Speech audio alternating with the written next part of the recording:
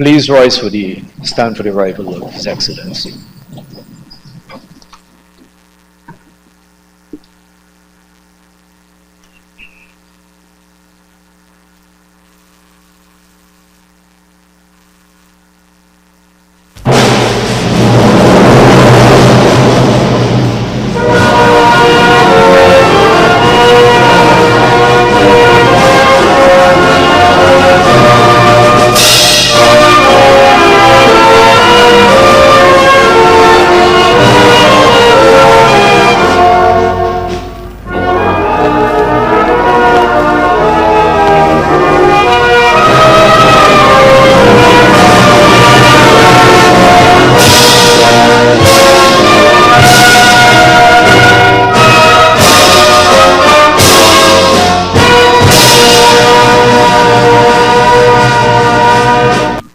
Please remain standing as we recite the national pledge. I pledge myself to honor always the flag of Guyana and to be loyal to my country, to be obedient to the laws of Guyana, to love my fellow citizens, and to dedicate my energies towards the happiness and prosperity of Guyana. Thank you. Please be seated.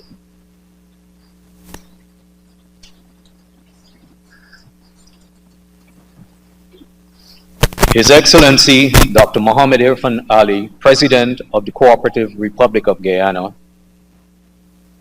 Honorable Minister Susan Rodriguez, Honorable Ministers of Government,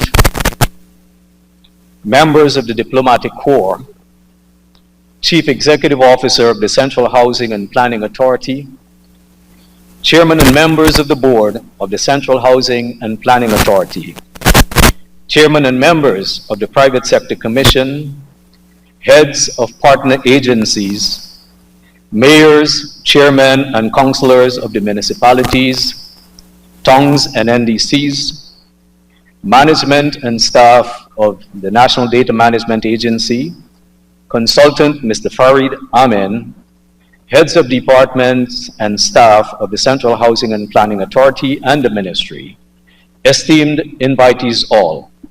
Good morning and welcome to this momentous occasion where we will inaugurate a pivotal advancement and groundbreaking initiative in our nation's governance and development strategy. That is the launch today of the single window platform for planning and development applications. Allow me at this time to apologize on behalf of Honorable Minister Colin Crowell, who could not be here today due to some important government duties. At this time, it is my honor to introduce our first speaker, who will deliver the opening remarks. He is the chairman of the board of the Central Housing and Planning Authority, and he's also the deputy vice chancellor of the University of Guyana. Please join me in welcoming the chairman, Dr. Emmanuel Cummings, to deliver opening remarks.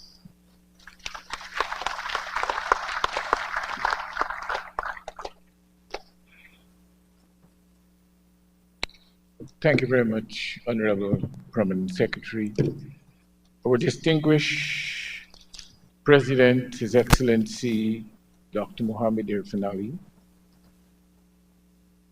our Attorney General and other senior ministers of government, Minister of Housing, Mrs. Susan Rodriguez, other staff from the Ministry of Housing, the Planning Department, CEO of the Central Housing and Planning, all our partners who work with us to bring us this farm, with respect from the relevant government agencies, our consultant, and also Mr. Amin.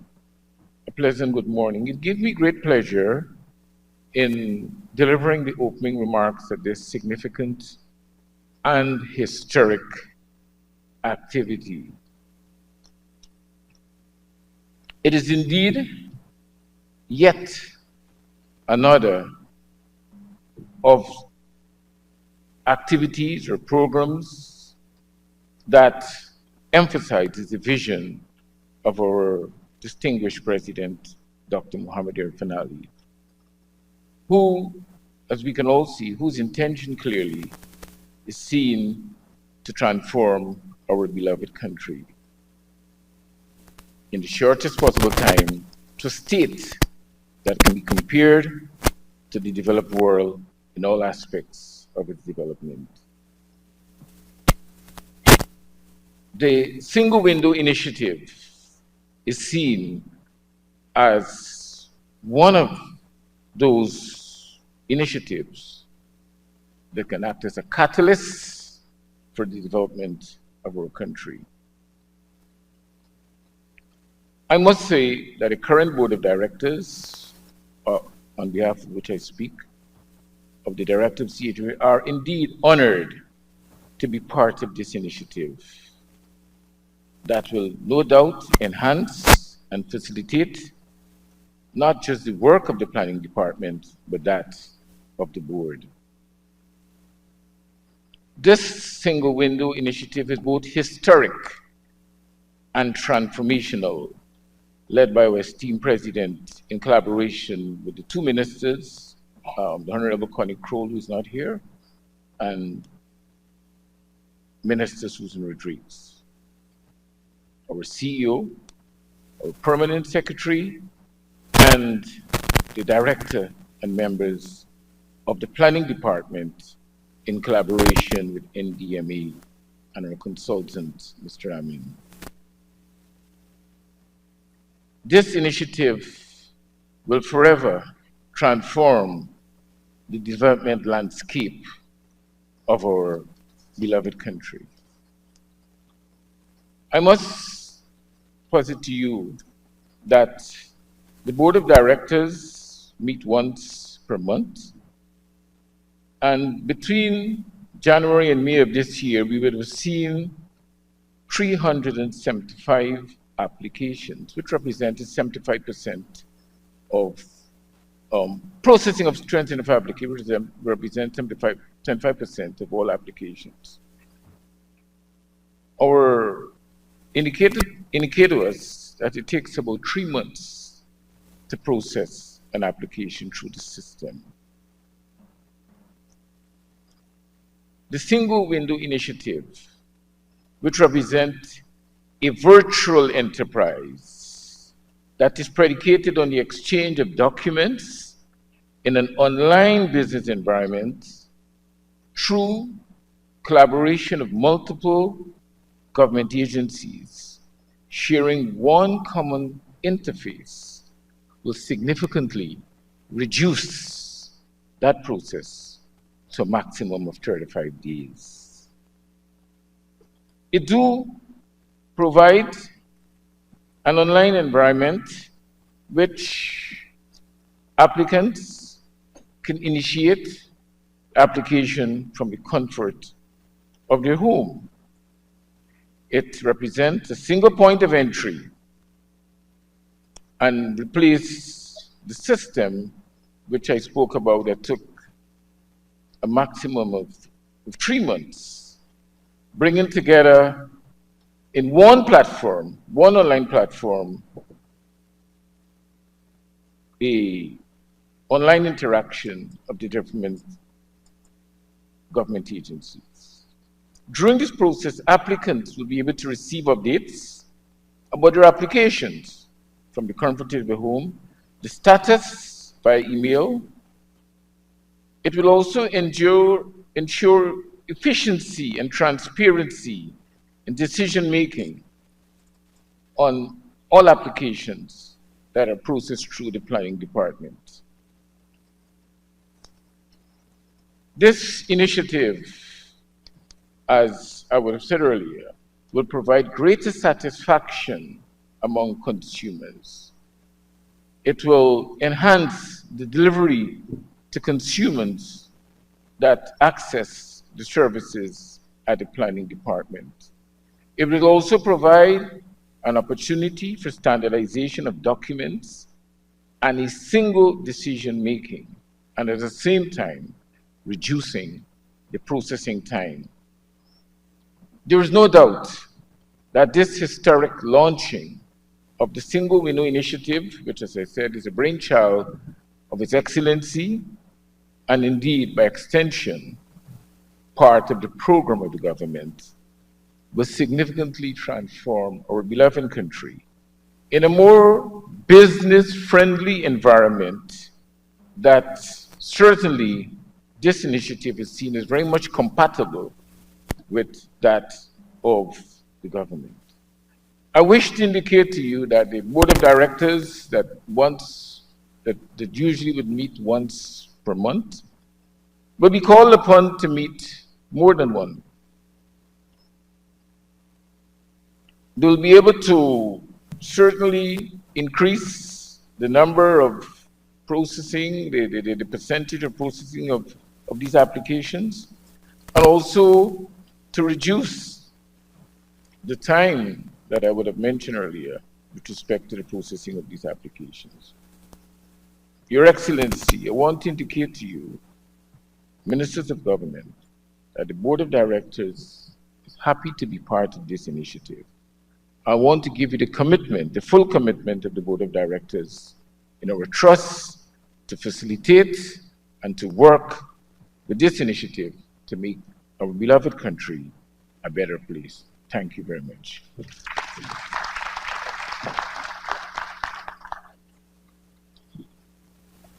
Thank you, Dr. Cummings.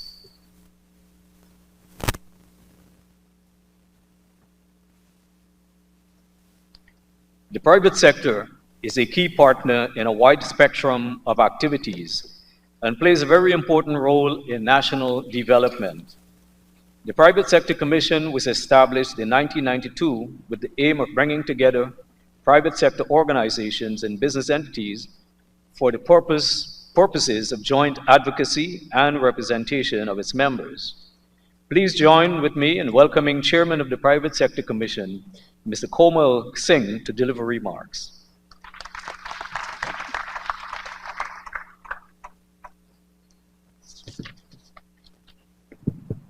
Thank you very much, Chair. I stand on all protocol observed. A very good morning to everyone here this morning. It's a distinct privilege to be given this opportunity here this morning to represent the private sector today on this momentous occasion to participate in the launching of the single window system. Today marks a significant milestone for our country, since this single window system will further improve the approval process and, most importantly, allow the applicant to now be able to track the progress online. This will also enable applicants to plan in a more organized manner for their respective development. Mr. Chairman, if you permit me to just go back a little bit into our history, you will recall in 2020, we had over $1 billion worth of investment, private sector investment, being stymied for over a year simply because of non-approval through the various agencies. That had significantly affected the private sector development in meeting some of the demand that was so badly needed in the private sector because of the advent of oil and gas then. The single window system today is a significant milestone for our private sector and our country. The government's strategic development plan is one that is done in a very organized manner. Those plans are not done in isolation. It caters for the environment, it caters for sustainability, it also caters for private sector development, and also in keeping with the Sustainable Development Goals that is set by the UN Charter. CHMPA has been in the forefront on a few of these target objectives set by the SDG goals and objectives, such as sustainable cities and communities, clean water sanitation, and by extension, the government is also making an effort in a very significant way to make sure that all the other ministries and government agencies work towards achieving these SDGs objectives. The private sector commend the government for their continuous commitment and effort to remove barriers to development in our country. We have an excellent investment climate with high investor confidence, and most importantly, we have a visionary government that supports the private sector. I thank you very, very much once again.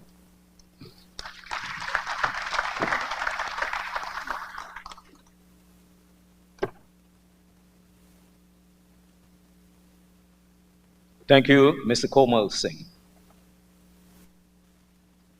The development of a complex software solution which incorporates different manual processes into a centralized digitized system is indeed a challenging task. It requires substantial technical and non-technical inputs from different agencies and stakeholders. Overseeing this entire process were two key persons who will give the project summation in a moment. Let me introduce consultant Mr. Farid Amin, who worked with the talented software developers of the National Data Management Agency and staff of the Central Housing and Planning Authority, headed by Ms. Jermaine Stewart, our Chief Development Planner on this project. Mr. Farid Amin brought a wealth of experience to this project. He has more than 27 years of distinguished service in the public sector in Canada and held important positions in the Government of Ontario, including Deputy Minister, Assistant Deputy Minister, and he also served as the Deputy City Manager of the City of Toronto. Ms. Jermaine Stewart is the Chief Development Officer of the Central Housing and Planning Authority, and she has been with the agency for over 20 years in various positions. Ms. Stewart is the lead manager of the Central Housing and Planning Authority for this initiative. I would now like to invite Mr. Farid Amin, who will give a holistic overview of the system. Mr. Amin.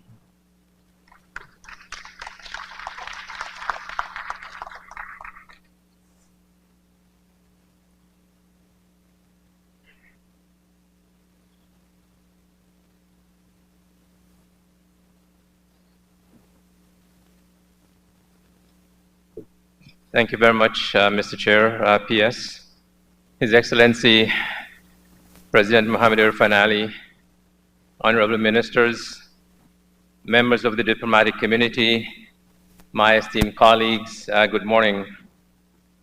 Personally, I've been waiting for this moment for a very long time, and I believe, Mr. President, you've been waiting longer. Having said that, I'm extremely pleased to join with my colleagues this morning to announce that we have completed the technology solution to implement a single window planning and development approval system. We've also put in place, through the auspices of the National Assembly, the requisite legislative framework to facilitate the implementation of this system. Let me preface my brief remarks by saying a couple of things. The first one is, and I think this acknowledgement has been done before, is to thank the President for his leadership on this and other transformative initiatives to create a modern, 21st century, high-performing public service. I believe that His Excellency acknowledged and recognized that a growth trajectory, which is fueled by an economy firing on all cylinders, cannot be sustainable without the commensurate changes within the organization that provide these transactional and direct customer service. I've always said that those of us who work in government are pretty good at organizing government that work for us, not for the people who are trying to access government services. This initiative, I believe, is a step in that direction. It is to transform government services so that you don't need to understand the complexities of government to access government services. This single window portal, as the President has continuously reminded me and others, needs to be such that individual can access government through a single portal. I also want to thank the leadership at the CHNPA, including Ministers Kroll and Minister Rodriguez, who've been relentless in their support of this initiative, as was the CEO. I would also like to acknowledge the work of Ms. Stewart and her team, and especially the small team that traveled with me across this country as we did consultation with all levels of government, with the private sector, and also with the civic society. This initiative, I believe, led by the President, clearly demonstrates his strategic vision that looks beyond the here and the now. It reminds me, and if you can forgive the analogy, of a statement made by Wayne Gretzky, who is a famous hockey player. He said, "I skate to where the puck is going to be, not where the puck is." And you miss 100% of the shots you don't take. This, I think, Mr. President, is a step in the right direction. It is a step to transform government beyond the here and the now to look the next 15, 20 years at the kind of urban fabric we're trying to inculcate in Guyana. The project team recognized very early in the process that for this initiative to be successful, we need what I would describe as a whole of government approach. We need everyone in government, every agency, every NDC, every regional government who touches the planning and development process to be involved. So we embarked on a very extensive consultation across this country. And I personally, with a number of CHNPA staff, traveled 3 or 4 times across the country to meet with the private sector, to meet with chambers of commerce, to meet with NDC, to meet with our partner agency, to conduct consultation, because we wanted to understand what's happening on the ground. So we're building a system that is implementable by folks who will be in charge of providing input into the system. We conducted over 100 consultation meetings across this country. And my only regret is that those who traveled with me had to hear my jokes 100 times. It reminds me of the speech by Albert Einstein. In those days when he was traveling across the country, delivering his speech on the theory of relativity. In those days, he didn't have the ubiquitous World Wide Web, so he had to travel from city to city delivering this speech. And one day his driver looked at him and says, "You know, Mr. Einstein, I've listened to this so many times, I can deliver this speech." So the next time they arrived at the city, Einstein said, "Okay, Mr. Driver, you can go and deliver the speech." And the driver did deliver a flawless speech. Now for Q&A, there was a question from the audience, a very tough question. And the driver, who was pretending to be Einstein, said, "That question is so simple, I'm going to ask my driver to provide a response." So I think I've delivered that speech so many times that many of the staff from CHNPA could have delivered it flawlessly as well. But I think, all kidding aside, it was important for us to understand what's happening on the ground, and it was important for us to take comments and input from our colleagues across this country. And as a result of that input, I think the system we are presenting to you today is better. In fact, the intention was not necessarily to completely reinvent the wheel. In fact, in the new system, we've adopted some of the practices, some of the best practices at the NDC level. Some of the application forms that you will see in the single window system were derived from forms that existed within the NDCs. Today, I am very pleased to announce that if you're applying for a development permit anywhere in the country, regardless of you're sitting in Region 1 or Region 10, you use a single application form. There's a uniformity across the system that I think we garnered that was important to be part of the consultation process. The fee structure that we end up with was as a result of the discussion and consultation we had with the ministry. And in this regard, I also want to acknowledge the support we received from the Ministry of Local Government and Regional Development, because in many respects, many of their staff will also be involved in the implementation of the system. So the system that you see here today was a result and a culmination of the work of a number of agencies across this great country, the private sector, and the system we're presenting to you, hopefully, is a representation of some of the comments we heard when we did those consultations. Dr. Cummins spoke about the engagement of the board, and I want to also acknowledge and thank them for the work that they did and their advice that they provided to us from time to time that helped us to deliver a better product today. But as all of us know in this room, technology is a means to an end and not the end unto itself. So the difficult work comes now, the implementation of this work comes now. And let me, before I ask Ms. Stewart to go through the process, let me speak briefly about some of the new provisions in the legislation that I think one has to be cognizant of. And the thinking that we had here and the direction we received from the President was to think beyond the here and the now. So the system that we're building should be scalable because Guyana is growing, the kind of development permits that we're seeing, the complexity of those permits are increasing, so the system that we build has to have the ability to cope and adapt to future complexities that might arise through the planning and development system. The foundation of this system ladies and gentlemen, is what we call a complete application. So the system will not allow or accept your application unless it is complete. It's not dissimilar to applying for a passport. If you don't have the requisite information, that application will not be permitted. This system we've built is what I would describe as policy-led. Of course, we're not there yet.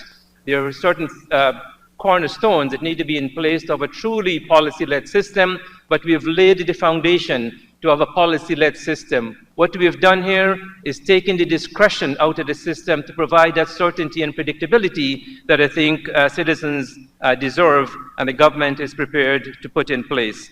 The second important aspect of the system is what is called the administrative system. And this is actually the, if I can describe it, the CPU of the system. This is where the timelines will be established, and these timelines will be required by agencies to provide comments, and Ms. Stewart will speak to this in a more fulsome way. But the administrative scheme that is now in regulation puts in place the different timelines and the roles and responsibilities of the different agency. We did not want to leave this open-ended. We want to make sure that every player in the system understand what their roles are and their responsibilities are. And this is codified in the administrative scheme that is now being gazetted as part of the regulatory regime to implement the new planning system. There's a single window unit being established, and the single window unit is going to manage the day-to-day functioning of the system. It will ensure and facilitate transaction through the system by ensuring reliable records. Again, the system is electronic, but doesn't take the discretion out of the system in terms of the documentation that needs to be in place. The single window planning unit will also maintain an electronic database and all the documents in the system. It will ensure the privacy and confidentiality of the information in the system. A lot of the information that will find its way in the single window system will be commercially sensitive. We need to ensure that information is protected, and the single window unit will have an important role to play in that regard. The single window unit will also collect statistics and look at trends. One of the things that I've talked about extensively as I did a consultation, it would help in infrastructure planning, for example. So the system would allow you to pull up on a dashboard. You can see where the development efforts and development concentration are, and on that basis, you can plan for roads, for schools, for hospitals, and infrastructure to support those clusters of development. So the system would have that spatial capacity to enable decision makers to put policies in place to support those development. An important component also will be the Planning Oversight Committee. So one of the things that we put in place is a check and balance. And Planning Oversight Committee will consist of members of the private sector, the public sector, and some of the key associations like the Engineering Association, the Architects, and the Planning Association. And this committee, as it were, will sit on top of the system to monitor, to make sure that the system is working the way it was designed to work. The efficacy of the system will be monitored by the Planning Oversight Committee. This committee will also be responsible for tabling an annual report in Parliament to comment on the system and how effective it is work, and to make recommendations to the minister from time to time on improvements that can be made to the system. It would also be tasked with the responsibility to identify any bottlenecks in the system. If, for example, an agency is not complying with those timelines for whatever reason, it might be staff, it might be technology, this committee can bring some of those recommendations forward to the minister to support those agencies in their quest to be effective in their response. And the final important component that's new to the system is an appeal mechanism. So what we've put in there is to allow individuals who are aggrieved by a decision of the board to appeal that decision. And again, even the timelines associated with appeals are defined, so that we're not having an open-ended system, and we're trying as best as we can to eliminate any frivolous or vexatious or appeal made for the purposes of delay. So what we've tried to do here is to build a complete system, is to think about the system from end to end, attach some very rigorous timelines to it, make sure there's accountability along the way, because as you know, if everyone is accountable, no one is accountable. So what we try to do here is to pinpoint exactly who is accountable for what, so that adjustments can be made if necessary. Let me just conclude my brief comments by saying that the important component now is for us to implement this system. And this implementation, again, I come back to what I said earlier, would require a whole of government approach. Every individual, every organization in the system will have to be able to do what's required of them to make the system function as a whole. The system will not function unless all of us make a commitment and facilitate and forge that collaboration to ensure that the system is effective. We need to create what I would describe as a horizontally based, very collaborative, enterprise-wide public sector organization to implement this initiative. And finally, I want to thank all of those who supported the CHNPA in this journey. It was a privilege for me to work on this project, and I want to thank the President again for his vision and this initiative, and I hope that this will transform the planning and development process in Guyana and make it another notch in that quest to make it easier for people to do business, work, and play in this great country. Thank you very much.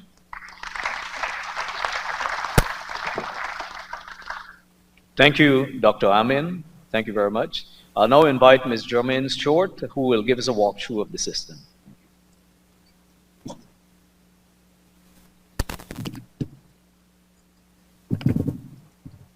Get all protocol observed. Good morning to everyone. As the project coordinator for the implementation of this single window project, I am privileged to stand before you today to mark this significant milestone in the evolution of planning and development processes in Guyana. I am thrilled to walk you through this transformative initiative that promises to revolutionize how we handle planning permissions across the country.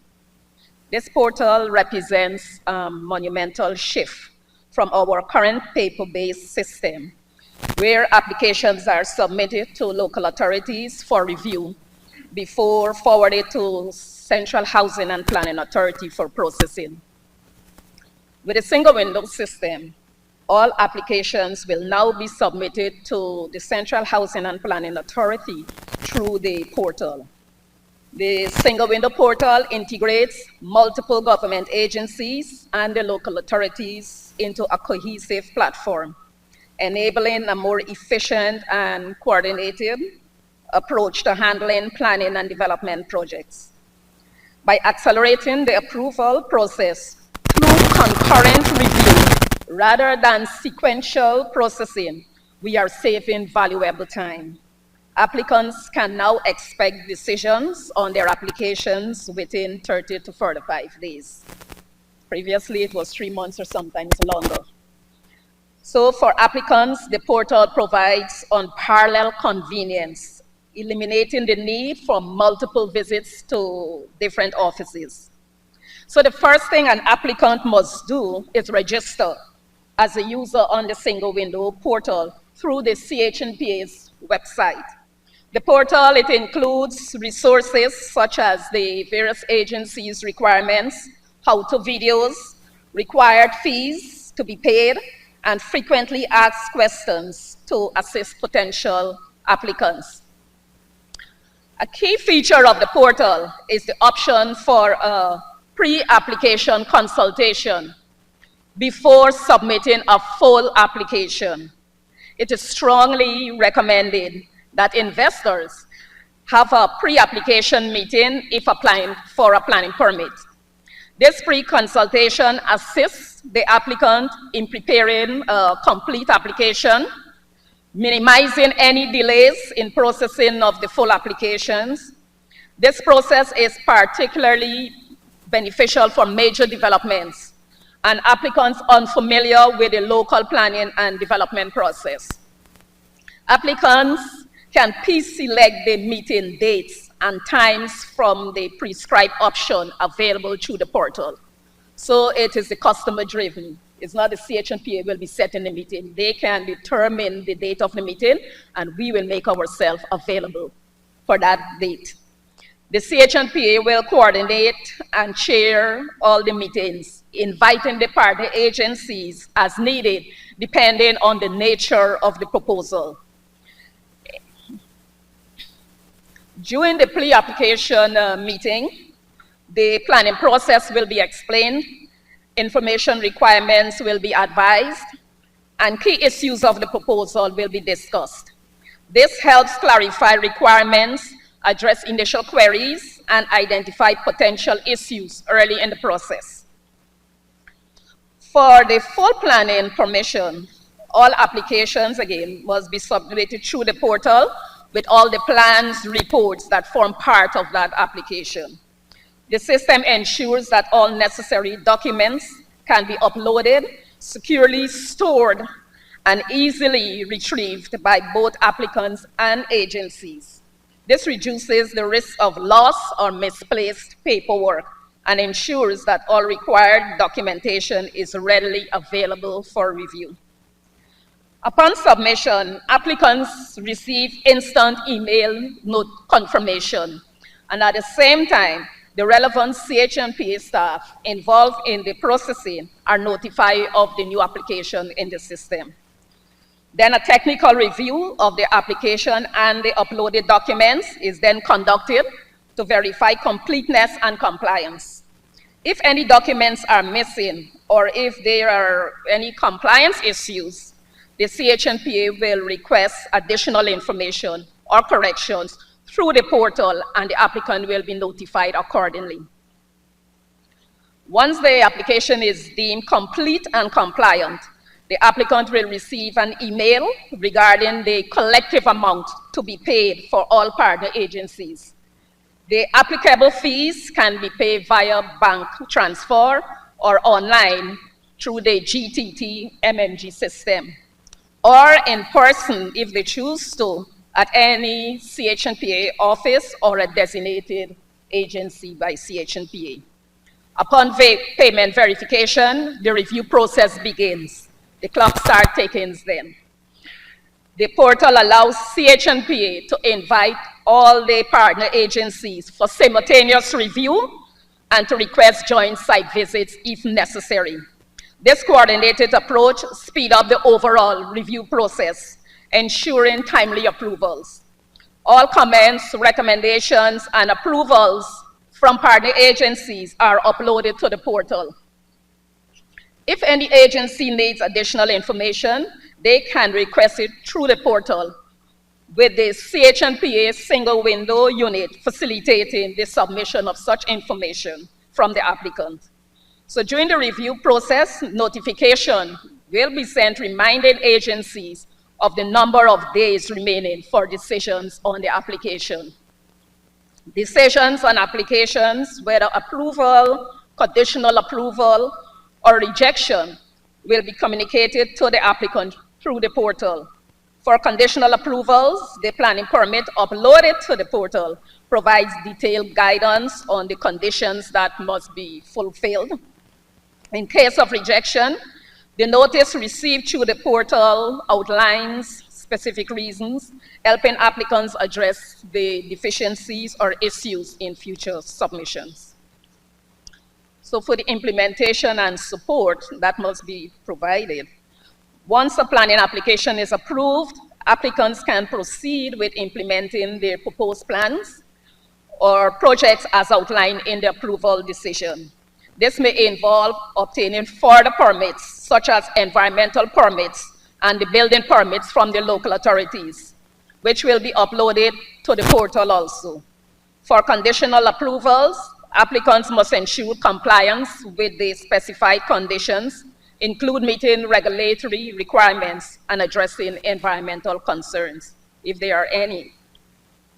The CHMPA's single window unit will provide continuous support to all system users. With ongoing stakeholder feedback, we will continuously coordinate with the National Data Management Authority to provide iterative improvements and enhancements, ensuring the system evolves to meet the changing needs of both applicants and agencies. So the launch of this single window portal marks a transformative step forward in how we manage planning applications in Guyana. I urge all stakeholders, government agencies, developers, consultants, and citizens alike to embrace this transformational change. Let us all work together to make the single window portal a cornerstone of efficiency, transparency in our planning and development processes. Thank you, and I look forward to the positive impact this portal will have on our country's growth.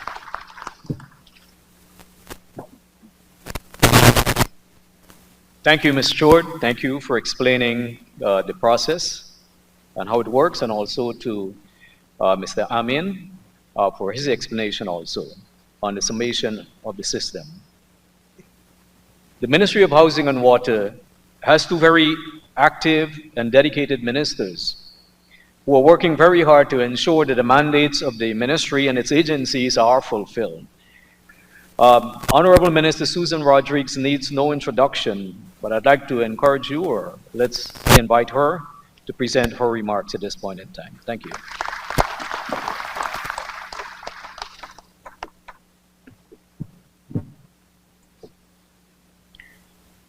Your Excellency, President Dr. Mohammed Irfan Ali, members of Cabinet, members of the Diplomatic Corps, Permanent Secretary Kupin, and our host for this morning, CEO of Central Housing and Planning Authority, Mr. Greaves, heads of departments of CHPA, Ms. Jermaine Stewart, our Chief Development Planner, Mr. Farid Amin, our project consultant, Dr. Emmanuel Cummings, and Mr. Rajesh Ramgalam, Chairperson and Secretary of the CHPA Board, respectively, and other board members, Mr. Komal Singh, Chairman of the Private Sector Commission, and other members of the private sector represented here today, mayors, regional chairpersons, NDC chairpersons, councillors, the Guyana Fire Service, heads of agencies, stakeholders, distinguished ladies and gentlemen, a lot of people here today, welcome. Today marks a significant milestone for the Ministry of Housing and Water, the Central Housing and Planning Authority, the Government of Guyana, and indeed for the entire country, as we officially launch the Planning and Development Single Window System. The electronic single window system stands as a testament to our government's unwavering commitment to modernization, transparency, and efficiency in delivering government services. For many years, we have heard the clarion call to reduce bureaucracy, cut through the infamous red tape, and create a business-friendly environment in Guyana. Today, we have taken a giant leap forward in fulfilling that promise. Historically, Guyana has had a modest level of investment to manage, and even this sometimes took years.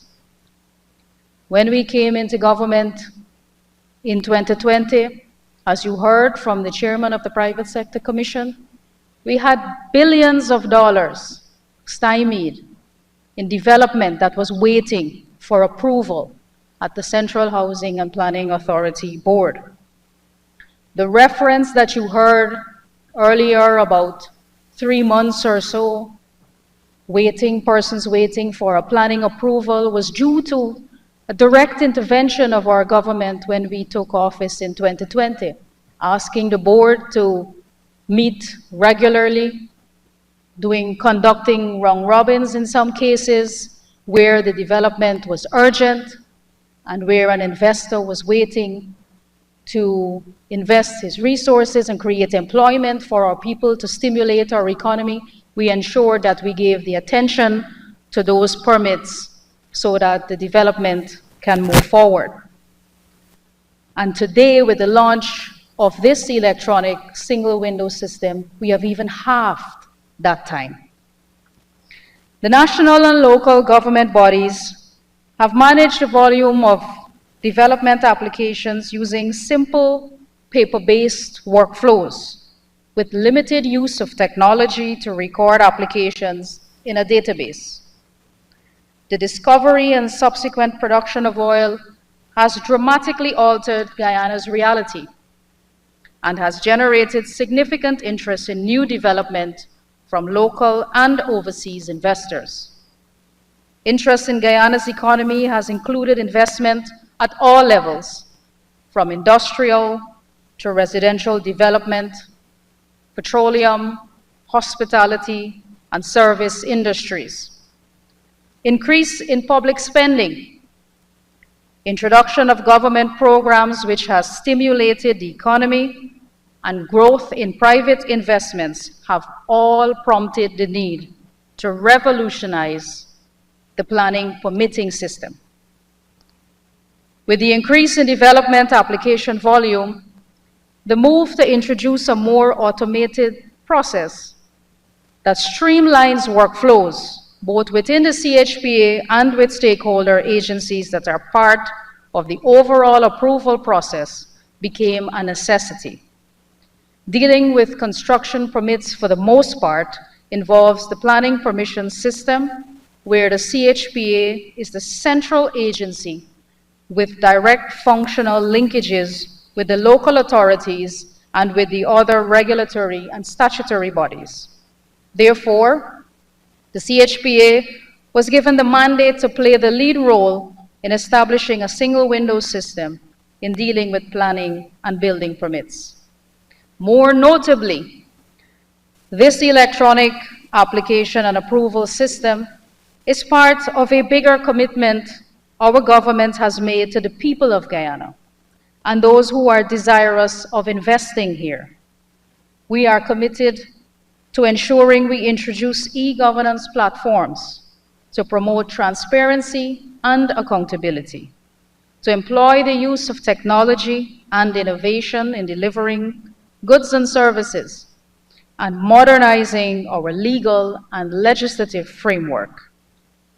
At this point where Guyana has economically taken off, the reform is necessary in respect to legislative amendments and streamlining procedures so that processing time for planning and building permits can be reduced and customer service improved. For the period October 2020 to May 2024, the CHPA considered 3,611 planning permission applications, with a total of 136 applications directly related to the oil and gas sector. Having been tasked with the responsibility of introducing this system, we hired consultants with the requisite expertise and experience in implementing similar electronic approval systems in other jurisdictions. We deployed the expertise to map and re-engineer the current process. We consulted widely with a number of ministries and agencies, including all of the 70 NDCs and 10 towns. The bill to establish the single window system was sent to a select parliamentary committee where it was scrutinized and benefited from recommendations from members of both sides of the House. And eventually on July 20th, 2023, the Planning and Development Single Window Act was passed in the National Assembly to govern the implementation and management of the system, along with setting clear timelines for decisions which enhances accountability, transparency, and predictability. The electronic portal can be accessed from anywhere in the world. This would not only allow investors to submit applications and supporting documentations electronically, but would allow individuals to check the status of their applications and allow decision makers to monitor the performance of the various ministries and agencies. Further, this system has been re-engineered to clearly identify the requirements for various types of development upfront and reduces unnecessary steps in the process. The single window planning and development approval system is another initiative by President Ali to reduce bureaucracy, eliminate barriers to doing business, and contribute to an enhanced business climate. This system will allow developers and builders to know exactly how long they would have to wait for a decision and can factor these considerations as they make plans to finance and execute projects. I must emphasize, and Dr. Amin did as well, that the success and efficacy of this system is dependent on a whole of government approach. All the ministries and agencies involved in the planning, development, and construction process need to be fully engaged and working collaboratively. Further, while this is about shortening the decision timelines by reducing the steps, we will continue to ensure sound planning principles are respected. Our president is an urban planner, of course. All health and safety protocols are complied with. Development is consistent with key national and regional objectives. That we protect our natural resources and meet our environmentally sustainable goals, and that monitoring and enforcement are strengthened. In practical terms, the Planning and Development Single Window System Act centralizes functions pertaining to land use planning and development by conferring the responsibility on the central authority, which is CHPA, to be the single point of submission and receipt, to effectively manage and implement the system, and to facilitate the onward transmission of planning and development applications to any other person or agency for processing or review where applicable. A unit will be housed within the CHPA to manage the day-to-day functioning of the system, maintain an electronic database, and assist users, among other duties. Additionally, the Act establishes the Planning Oversight Committee, which shall be responsible for overseeing and monitoring the CHPA's progress in implementing the system and to ensure policy adherence. Moreover, the Act establishes a planning appeals tribunal for the purpose of hearing appeals against decisions of the CHPA in respect of planning and development applications. The applicant who is aggrieved by a decision may, within 28 days of receipt of the decision, appeal against that decision by notice in writing. The appellant is afforded the opportunity to present his or her case, and the decision of the Planning Appeals Tribunal to dismiss, uphold, or vary the decision of the central authority is final, unless the minister declares the matter to be one of national interest. And even this is not arbitrary, since the Act provides for the Cabinet to ultimately review and decide on a particular application that is declared a matter of national interest. It must be highlighted that the Planning and Development Single Window System Act ensures strict adherence to the principles of transparency, accountability, certainty, and predictability to the approval process.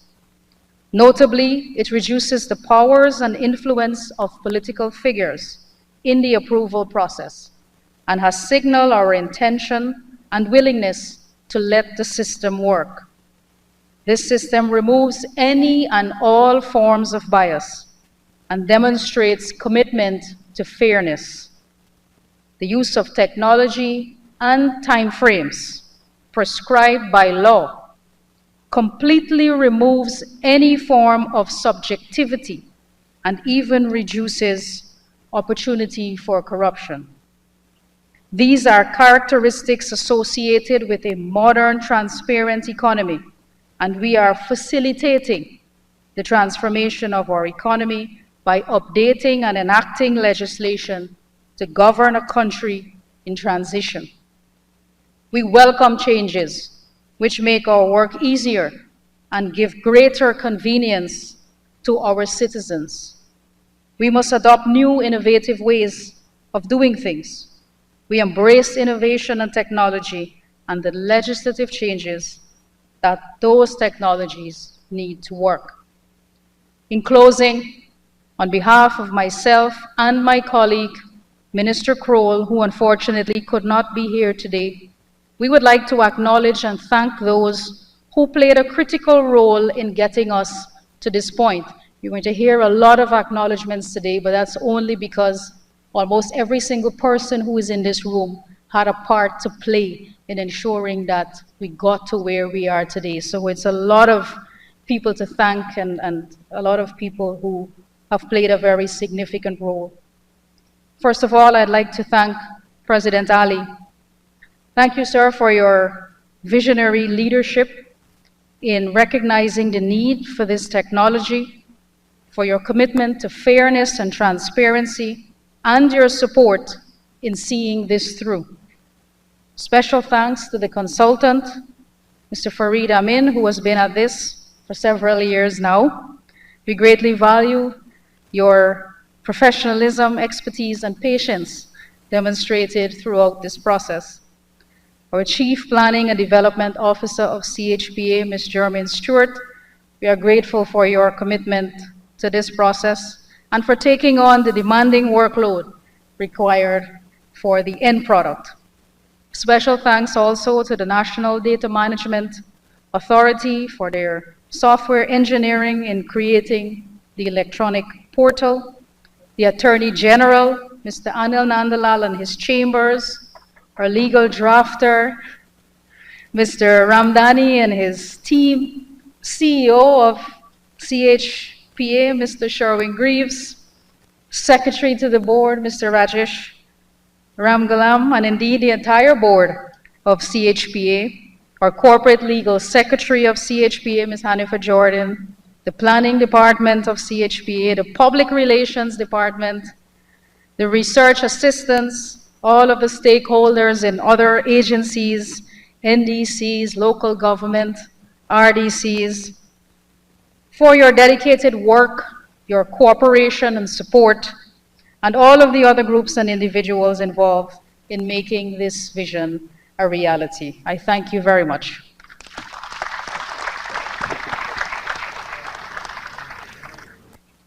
Thank you, Honorable Minister Susan Rodriguez. At this point in time, we'll have a cultural presentation in the form of a song to be performed by Miss Nikita. Please join me in welcoming Miss Nikita to perform her song. Thank you so much. Good morning, everyone. All protocols are being observed this morning.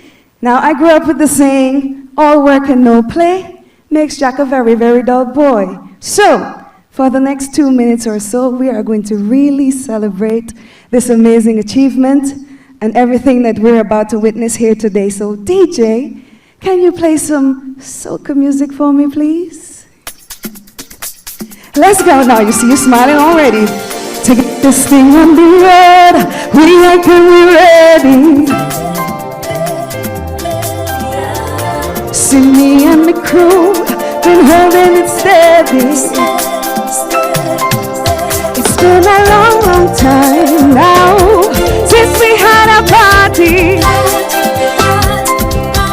Don't you waste no time, oh, we done here already. Listen up. So there was that day, oh yo, you come party, drink, yeah. Oh, just celebrate life. Bring on the soup and there. Take a dance now and there. Now I know you won't feel it this morning, so just give a nice little clap. I feel the vibe. Take it there. We're so alive. Yeah. So don't tell me that can't celebrate. I must behave a little too. Feeling vibes, yeah. We're so alive again. So don't tell me that I can't celebrate. Listen up. See you the coming that proves we fit and we ready. What? We inside this venue right now. having a really good time and about to witness greatness, of course. Now DJ, play that tune now. Let's keep it pumping. No curfew, it's time now to start celebrating. So got my bags bay oil, you can't party drink yo. Oh, to celebrate life. We're gonna big truck candy, celebrate now and then. Smile, you're looking good, that's right. I'm feeling the vibes, yeah. It's all alive, yeah. So don't tell me that we can't celebrate. Feeling the vibes, yeah. It's all alive again.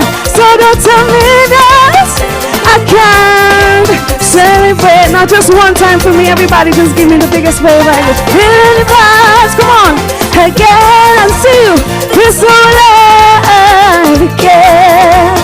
Don't tell me that we can't celebrate. You're looking good with that lovely smile. Feeling the vibes again. It's all alive again. Don't tell me we can't celebrate. Sometimes we need to take some time out just to celebrate the wins. My name is Nikita, everybody. Thank you so much for having me. It's been my pleasure to enjoy the rest of the program.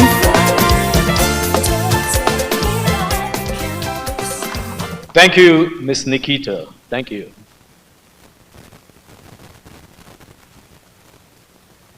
I'd like to invite you all to turn your attention to the screens.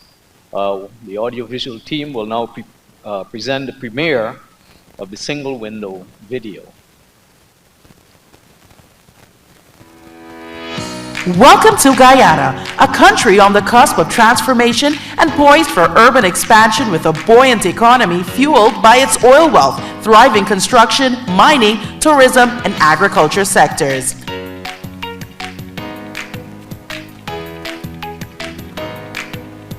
In wake of its booming economy, land development in Guyana continues to accelerate, creating a myriad of new opportunities for both local and international investors.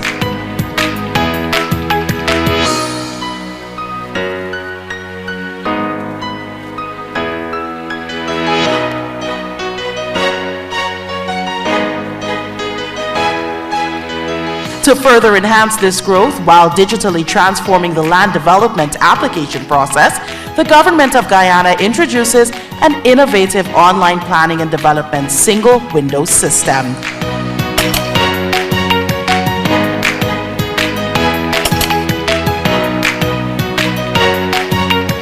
This digital transformation will revolutionize the way building applications are submitted, reviewed, and approved, ensuring efficiency, transparency, and predictability. The single window application system provides applicants with a user-friendly interface and real-time updates on their applications. This platform can be accessed globally with just one click away from any smart device with internet connectivity.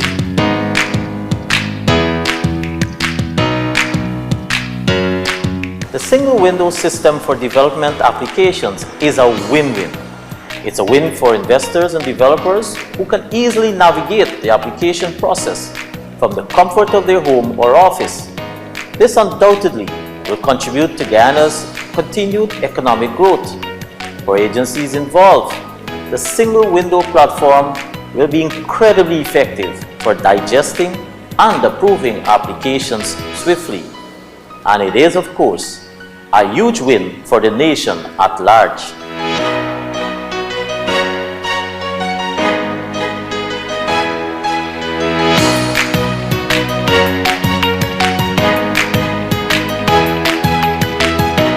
It's exciting to see how technology is improving efficiency and transparency in our country's development process.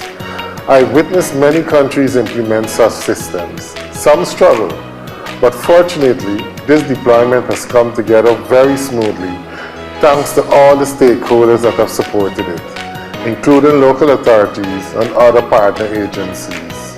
We are proud to be a part of this digital transformation that is shaping the future of land development in Guyana. It is truly a major shift, and everyone involved has adapted exceedingly well. Given this success, we are eager to leverage this technology for other online services, so stay tuned. As Guyana continues to prosper, the single window application system is an essential tool for sustainable growth in the areas of land use and property development. By embracing this digital innovation, Guyana is paving the way for a brighter and more modern future, especially as similar technological advances are adopted in other government agencies.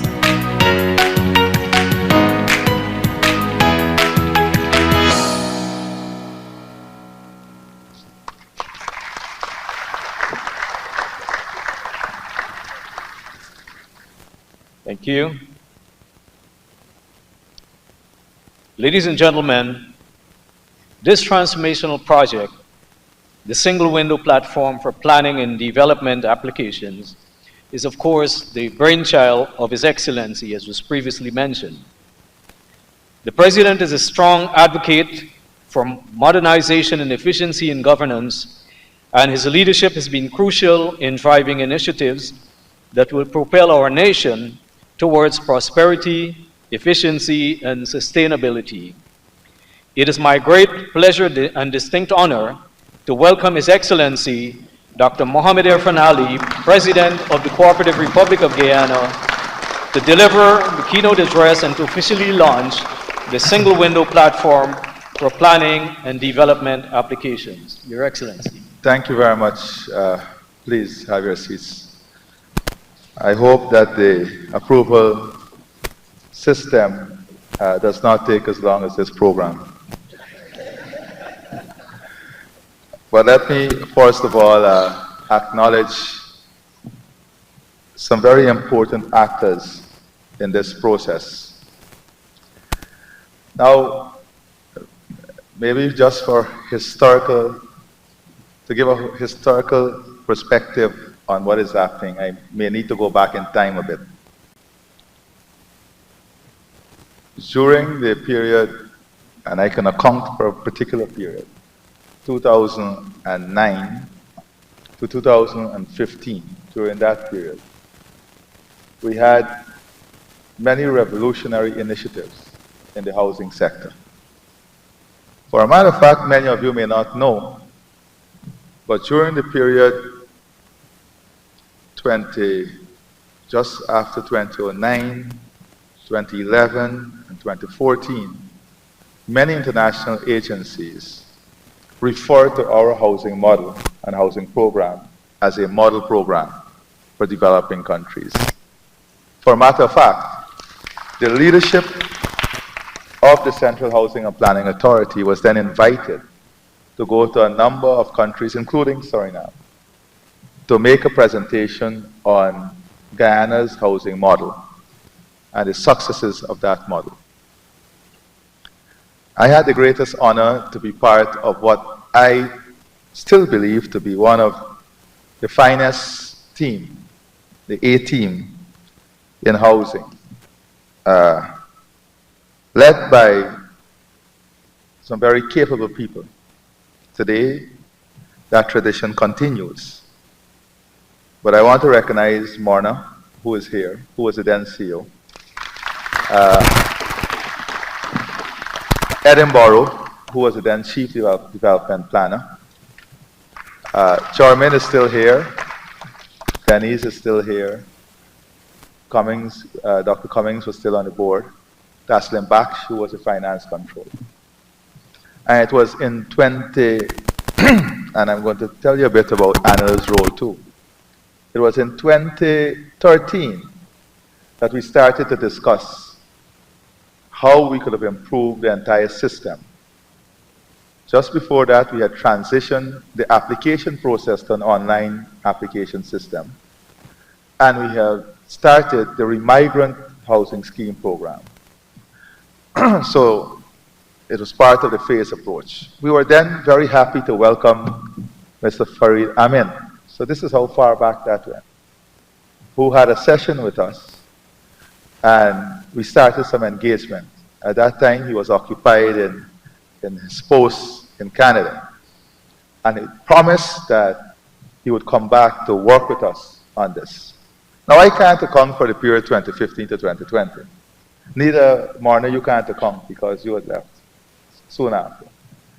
But what I can say is that in 2013, I engaged then Attorney General Anil, and because it was a minority government at that time, we had started three things: the hire purchase legislation, the improvement in our competitiveness, the Competitiveness Act, and we had started work on how we can build this. But we did not have the parliamentary support at that time, and a lot of this work was left hanging. When we returned to office in 2020, and let me recognize too, Denise and Charmin and all the stakeholders then, because at that time we had started the implementation of GIS, and we were training our staff in GIS. We moved away, and this is something we don't speak about. It is during that period too we moved away because we trained our staff from consultants designing and supervising our project, which saved us billions of dollars. Rajesh also was there. Billions of dollars we saved because we built up through the IDB the internal capacity and capability of doing all our designs, all our planning, and all our supervision in-house. And that is why we're able to have such an accelerated program, to the extent that the international agency trusted our designs, our planning, and our supervision. Today that continues, and we save billions of dollars every year because of that internal mechanism that we were able to build. Now, when in 2020, one of the first things we did was we had a consultation with the private sector and the banking sector. The AG in there, most of the cabinet was there. And it was striking because we were told by the private sector that they had more than $50 million of projects held up for more than 3 years because they didn't have planning permit. In 1 month, we unlocked all of those, and all those projects are completed today, more than $100 million of investment and thousands of jobs. So not only were these approvals held up, but thousands of high-paying jobs were held up. Investors were held up. Investments were held up. And we did a traceability analysis, the AG would tell you. And we found that, shockingly, permits, especially in the city, were held up at the city council sometimes for 3 years, 2 years, 1 year, 1.5 years. The average time in a study was 9.5 months. And that could not be acceptable. So we brought all the key stakeholders together. And I want to thank all those who the minister thanked personally, but I want to recognize Jarmin and Mr. Farid for the tremendous leadership you provided, and all the staff. I want to recognize the Ministry of Local Government and all the regions and NDCs who participated fully, the municipalities in the consultation. Now, I also want to recognize the private sector, the NDMA, because sometimes we don't tell our story. One of the hindrances that we had in this program was the software that we were initially looking at had a recurrent cost that was very, very high. It would have been very costly, that recurrent cost, and it had a transactional aspect to it. And we tasked the NDMA to come up with a homemade solution that would not have any of this recurrent costs. And our national consultant, IT consultant, Daryl, is here. And I want to thank you and your team for coming up with this homegrown, homemade software that we can now share free of cost with the rest of our brothers and sisters in this region. Because this entire platform is meant to be transferable to all the countries within this region so we can all improve our doing business indicators, enhance competitiveness and transparency. We are ready to export this. Homegrown, homemade. Now, it is simple to say that the AG and his team had the task of passing a legislation. That's not true here. This was completely different. This was linking, this is ensuring the law work with the system and policy. This was linking a legislation with a system.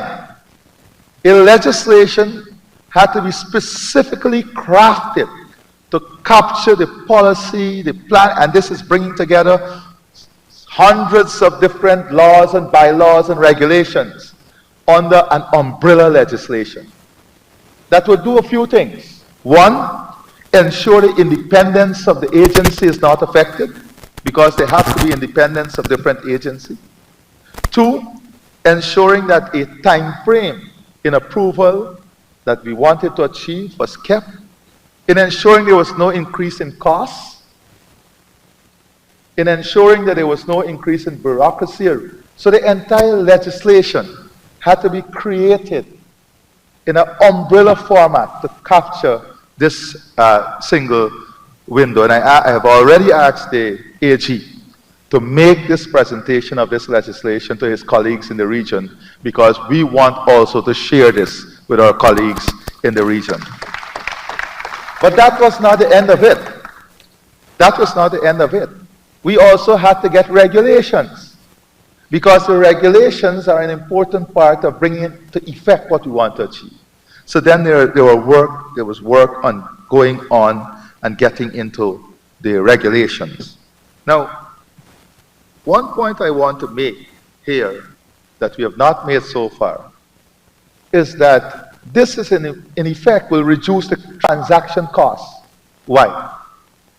Right now, someone wanting to build a building that requires all the agency would have to travel to the different agency with different days.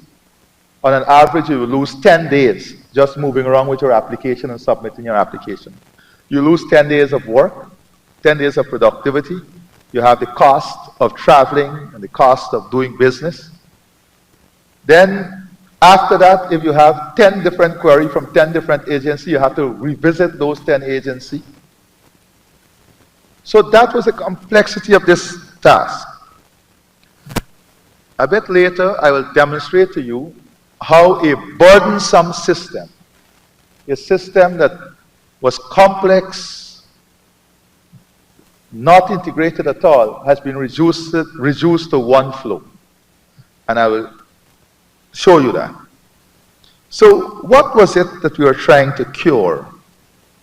And of course, I've already asked the Minister of Legal Affairs, who is the Attorney General, and the Minister of Finance to ensure we write to the different global indicators to demonstrate what we are doing. Because this definitely has to put us, Mr. Fareed, in the top 10 when it comes to permitting and construction permitting. This definitely, because there's very few systems we can point to globally.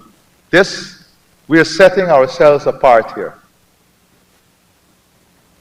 This is innovation at its highest. Now, what was it we are trying to cure? We are trying to cure a fragmented planning and approval process. Faced with a convoluted process of having to shuttle between multiple ministries, government agencies, municipal bodies to secure the necessary permits and approval for projects. This disjointed system fostered inefficiency and delays, it was cumbersome and time-consuming. The process was bureaucratic, it was deterrent to development, and definitely it frustrated investors and stymied development. Because every day in the system, people would write the chief planning officer, they'll write the CEO, they'll write the ministers, they'll write the chairman of the board, they'll write the president. We cannot get our permits, we cannot get our planning permission. So really, the system created obstacles and delays in project execution. Now, it was a system that might have worked in a particular time set for Guyana.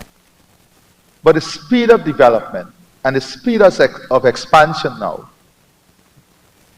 requires this new approach. The system is totally antiquated for the type of development and speed of development that is taking place. And we have to also be aware that it is the same human resource set, the same human resource base, the same technical support that we had implementing, let us say, $10 billion of project, now asked to implement and approve $100 billion of project. The human base has not changed.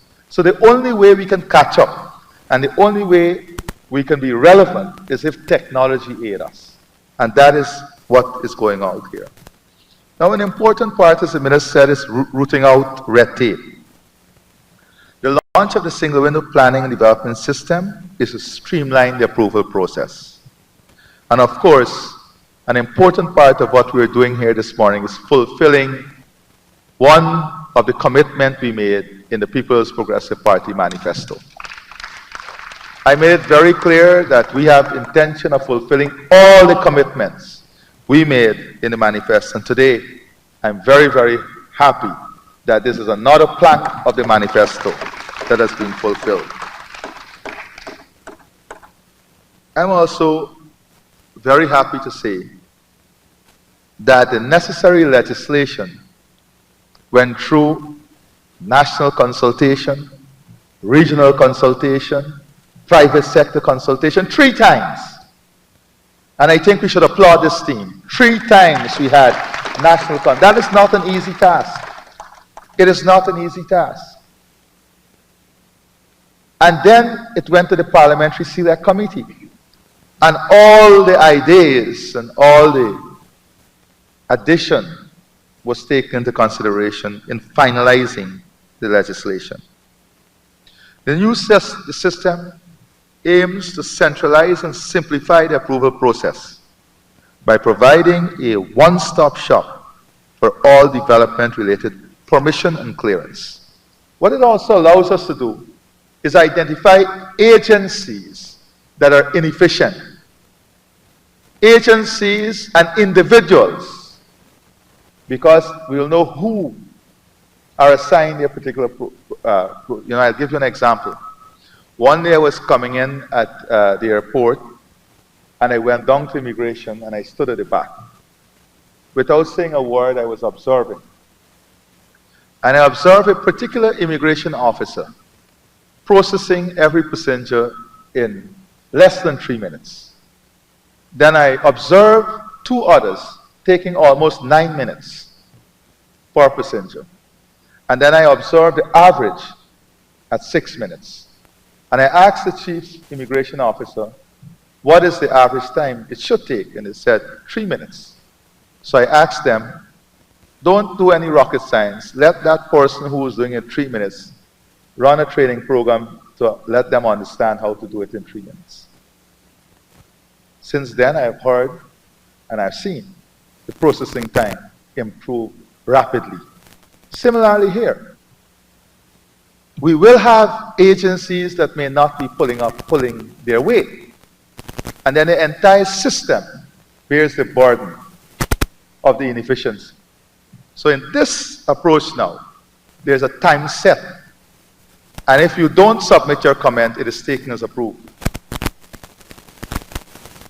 If you do not submit your comment, it is taken. Silence is approval.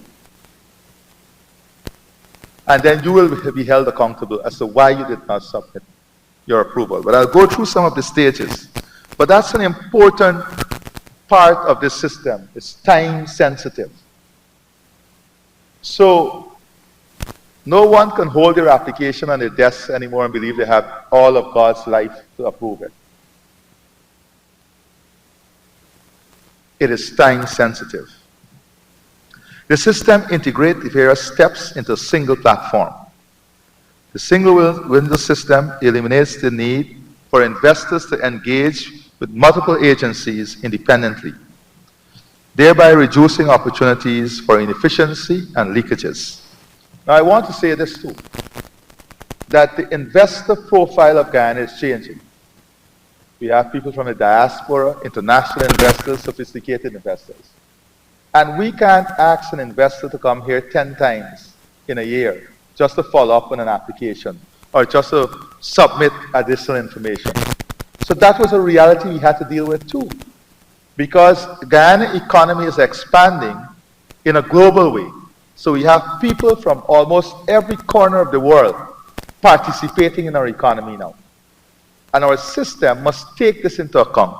So this is another aspect of the system that is important. The expected outcome is a more transparent, efficient, investor-friendly environment to help accelerate development, attract more investment, and ultimately contribute to Guyana's economic growth and modernization.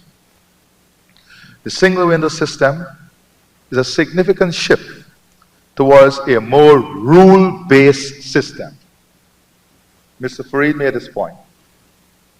It is taking away the human biases and making it more rule-based, system-based.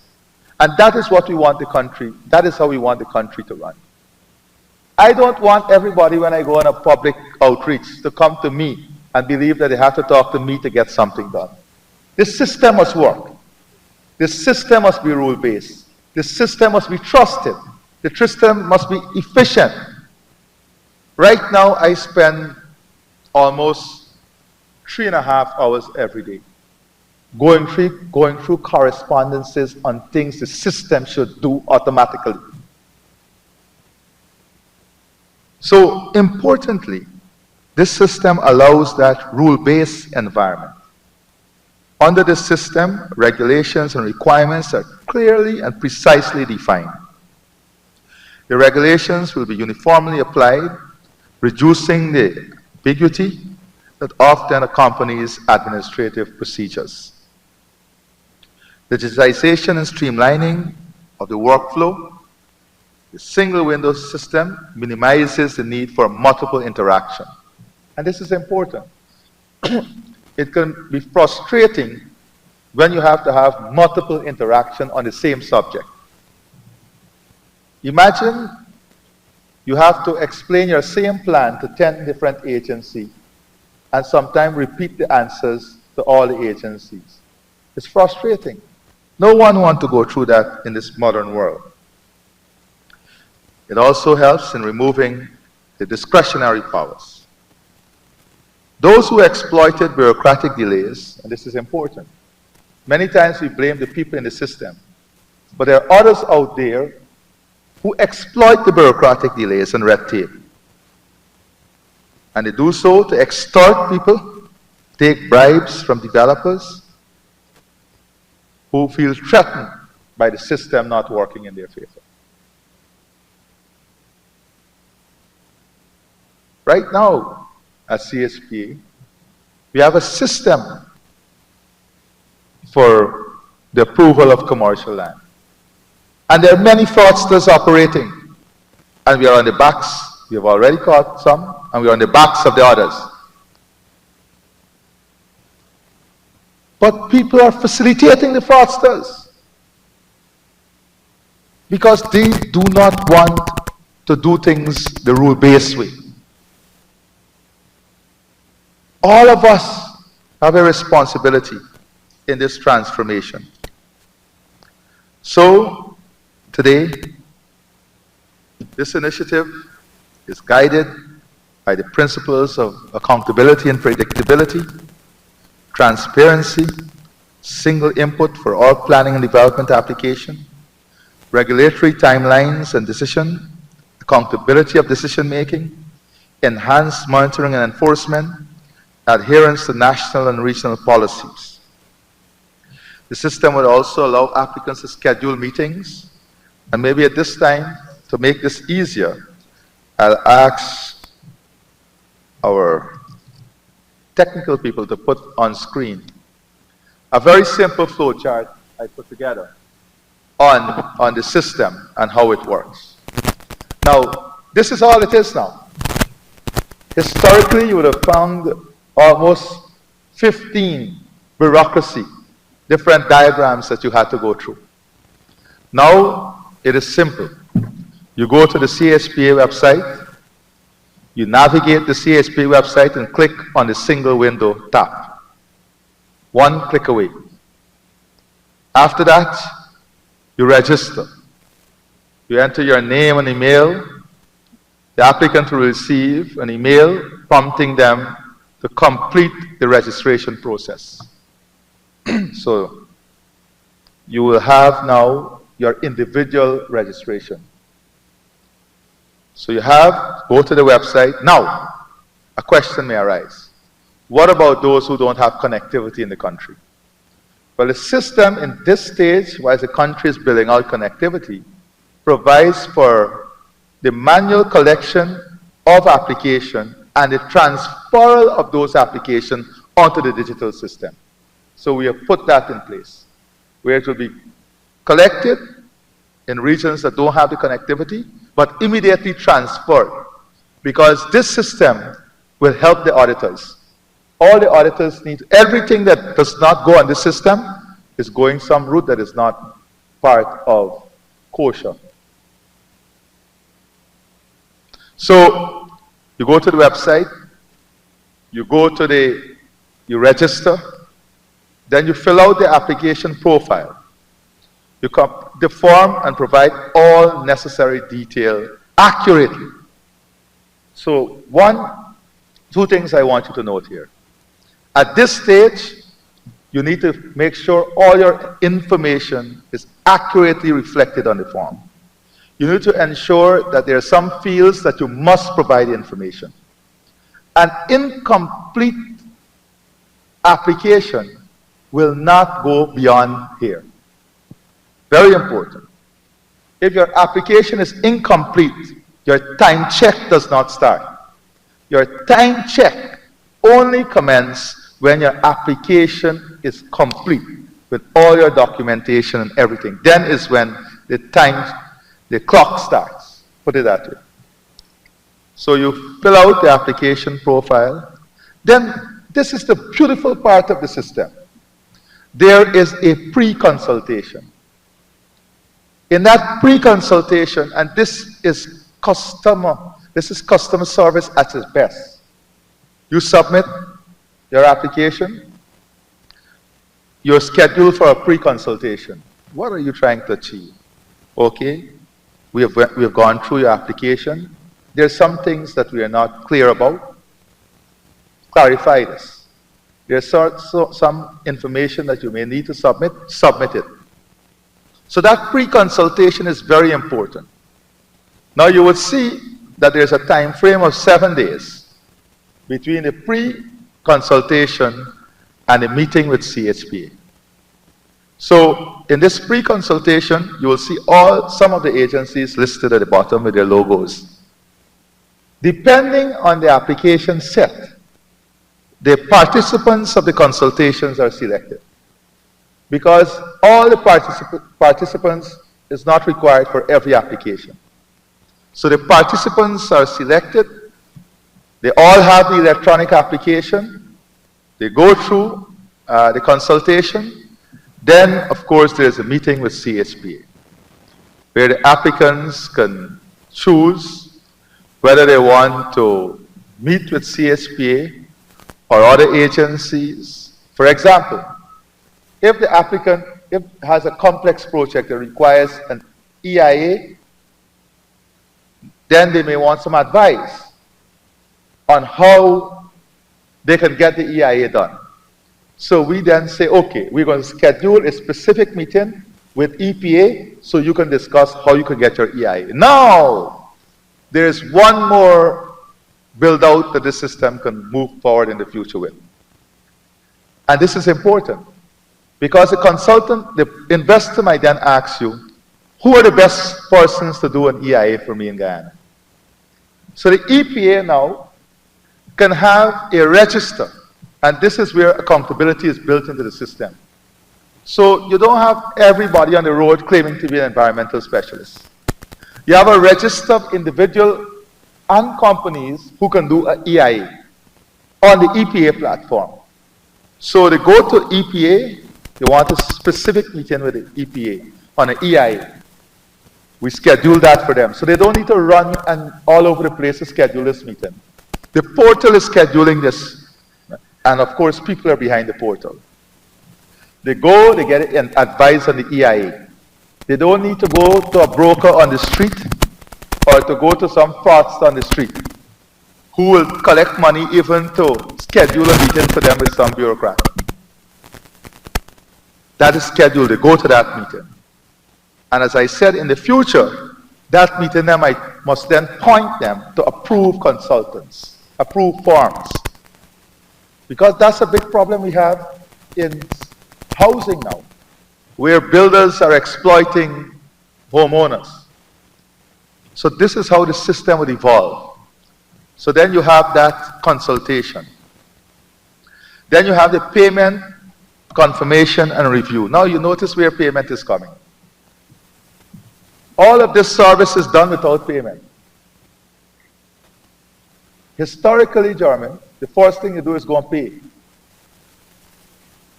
Historically, that's the first thing you do, Anil. You go and pay. Now, we give you all of this service. Because at that point, the applicant might decide, listen, man, I really thought I was ready, but I'm not ready. Let me not pay now. Let me go back and get my house in order and come back to you. So at that point, the payment, confirmation, and review takes place. The processing takes place between 30 to 45 days. That's the end of the clock.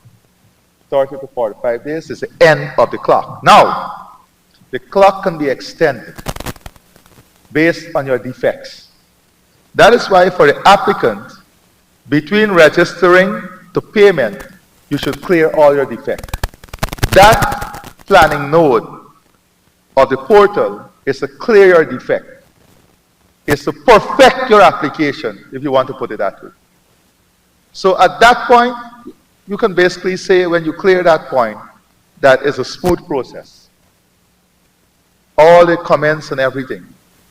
Then, importantly, and this is where we have the experienced people like Marna, we have the appeal tribunal. If after all of this, you still are not satisfied, the system gives you now an appeal tribunal. Now, I want to make this important point. If you still are not satisfied with the appeals tribunal, you still have your constitutional right to go to the courts. The system does not take away that final constitutional right to go to the court. But it gives you an opportunity to resolve it. And the appeals tribunal are people who are experts but not practicing in the system at that time, independent of the system. So, this in short. Now, if I had to do this presentation in the existing system, and let us say you live in Puerto Rico, and you're building a hotel, I would have to show you a graph for fire, a graph for public health, a graph for the region and NDC. It would be very, very, very clear. This is what the system is basically. Now, Mr. Farid and Jarman, did I exclude anything?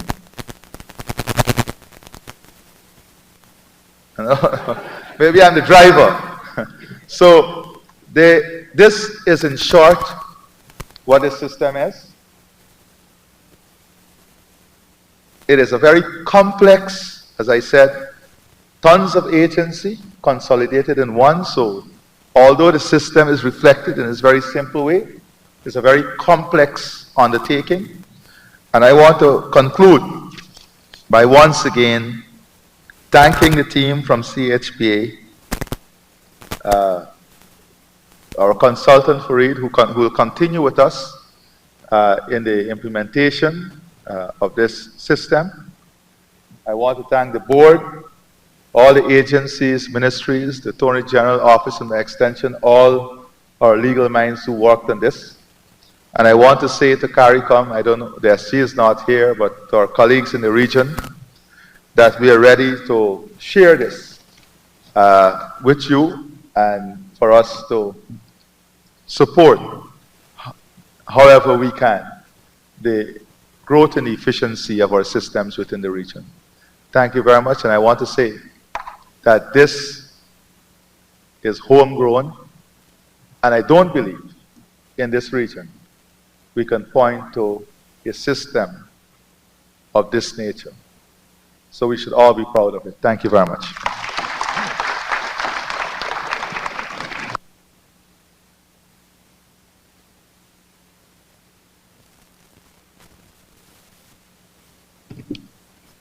Thank you, Excellency, for your vision and hands-on approach to governance for the benefit of our citizens and stakeholders alike. At this point, I would now like to invite the Chief Executive Officer of the Central Housing and Planning Authority, Mr. Sherwin Greaves, to deliver the acknowledgements. Mr. Greaves. Thank you, P.S. Coupin. I apologize for my voice. Just have a slight flu. All protocols observed. As you can see from the video, how much weight I lost from this single window, right?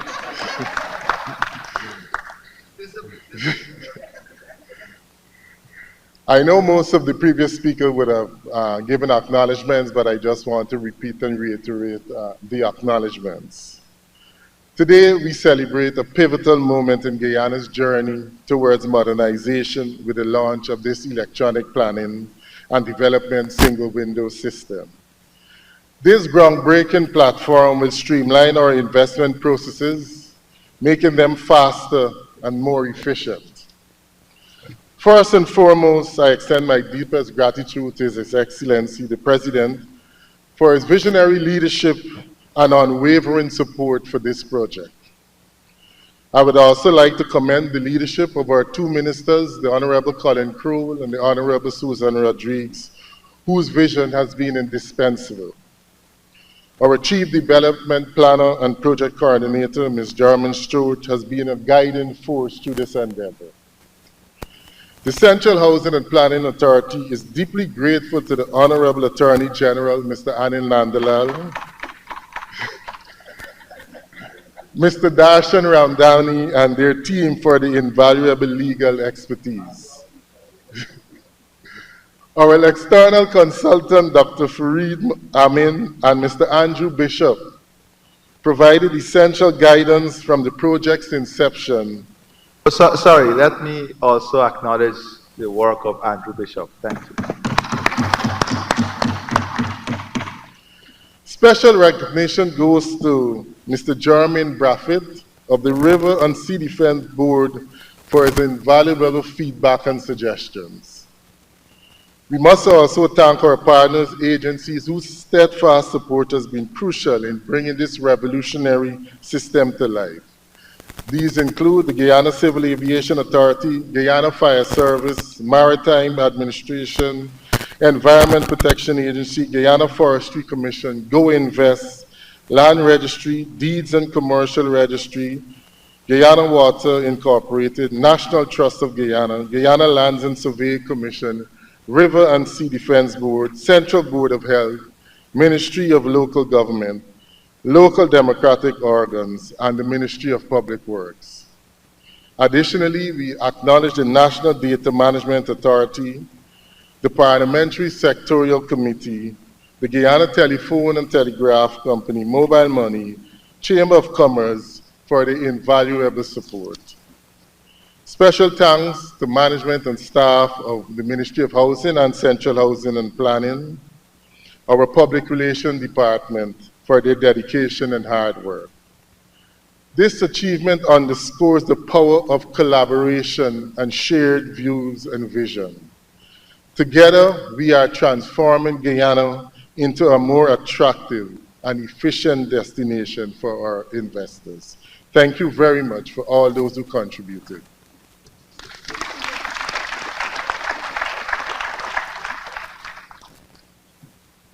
Thank you, CEO Sherwin-Greaves. At this point in time, I'd like to thank all of you for attending and participating in this very important initiative, and hope that it'll be a benefit to everyone. Thank you very much.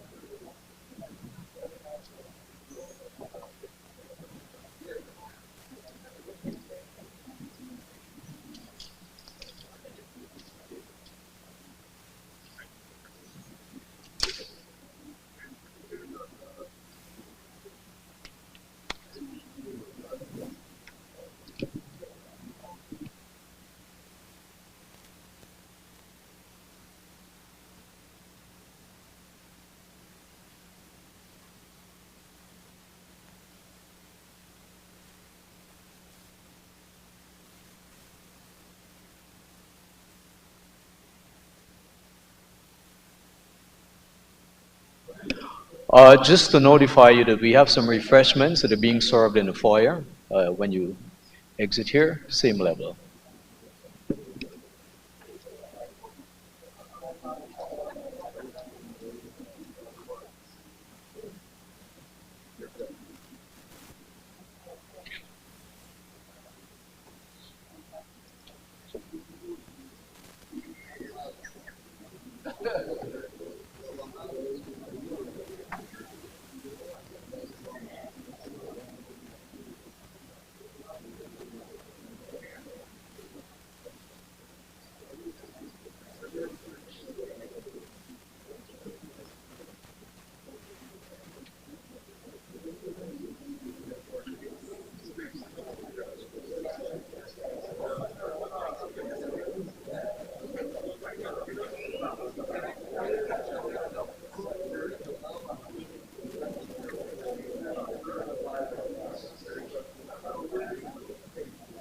Chairman.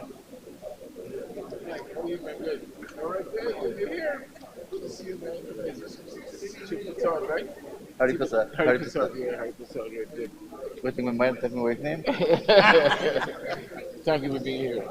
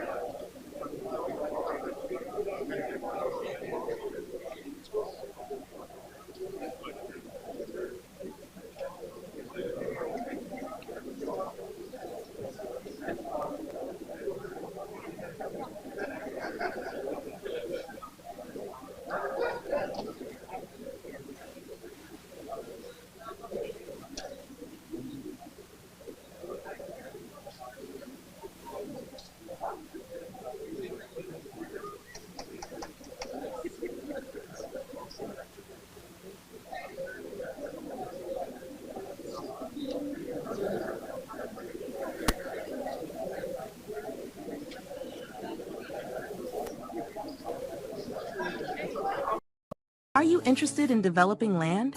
Are you in the process of planning a new construction project? Or perhaps you are involved in a redevelopment initiative? If your answer to any of these questions is yes, search for CHPA on Google, navigate to the chpa.gov.gy website, and click on the Single Window tab. Whether you're a developer, a planner, or someone involved in land development, the Single Window platform is designed to make your life easier. On the landing page, you can find valuable information on how to make the most of the single window system.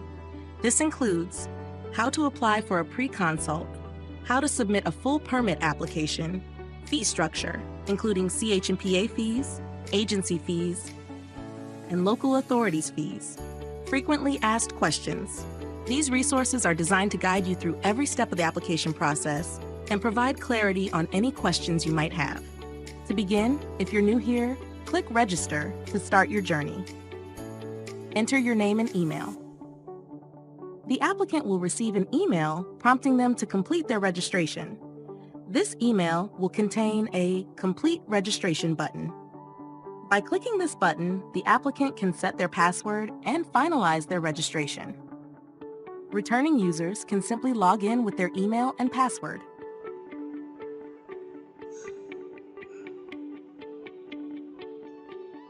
Once you're logged in, it's time to fill out your applicant profile. Make sure to provide all the necessary details accurately. From the workspace, you can select an applicant profile and commence the creation of an application. Next, onto the application form. Here, you'll provide comprehensive information, including details about the site and any applicable policies. At the end of the form, please remember to upload all relevant documents. Once everything is filled out, hit Submit. Before doing so, review all details to ensure accuracy. As you explore the workspace, you'll find a list showing different applications and their status. Right here, you can see that the application we just submitted is marked as submitted. After submitting the application, expect an email confirming its receipt, complete with all relevant details. Additionally, you'll receive a PDF version of the application form you completed for your records.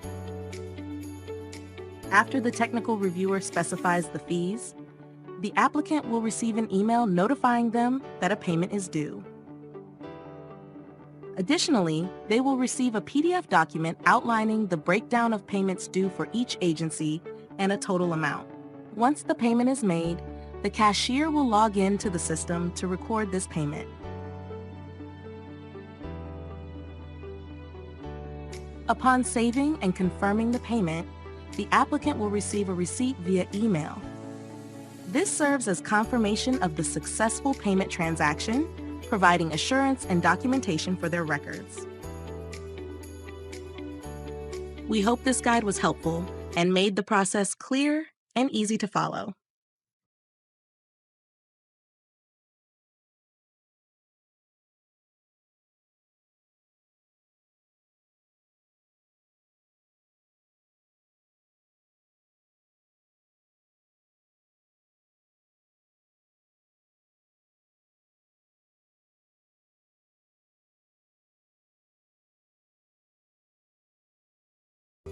If your answer to any of these questions is yes, search for CHPA on Google, navigate to the chpa.gov.gy website, and click on the Single Window tab. Whether you're a developer, a planner, or someone involved in land development, the Single Window platform is designed to make your life easier. On the landing page, you can find valuable information on how to make the most of the Single Window system. This includes how to apply for a pre-consult, how to submit a full permit application, fee structure, including CH&PA fees, agency fees, and local authorities fees, frequently asked questions. These resources are designed to guide you through every step of the application process and provide clarity on any questions you might have. To begin, if you're new here, click Register to start your journey. Enter your name and email. The applicant will receive an email prompting them to complete their registration. This email will contain a Complete Registration button. By clicking this button, the applicant can set their password and finalize their registration. Returning users can simply log in with their email and password.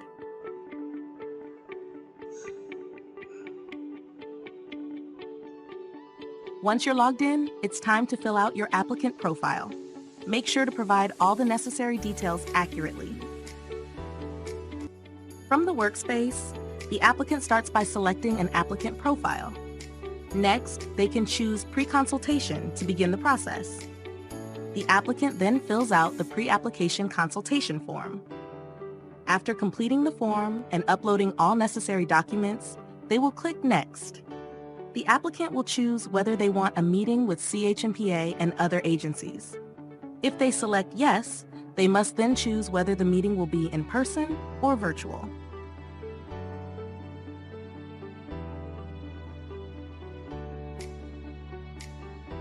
Once the applicant has reviewed the instructions and is ready, they can submit the form and proceed to make the payment to CHMPA. This step ensures that the pre-application consultation process can officially begin. Once the process is completed, the applicant will receive an email informing them that a decision has been made and they can log into the portal to view it. Upon logging in, the applicant can view the pre-application and navigate to the Result tab. This tab will detail the potential outcome with recommendations or conditions they need to abide by if they proceed with a full permit application. We hope this guide was helpful and made the process clear and easy to follow.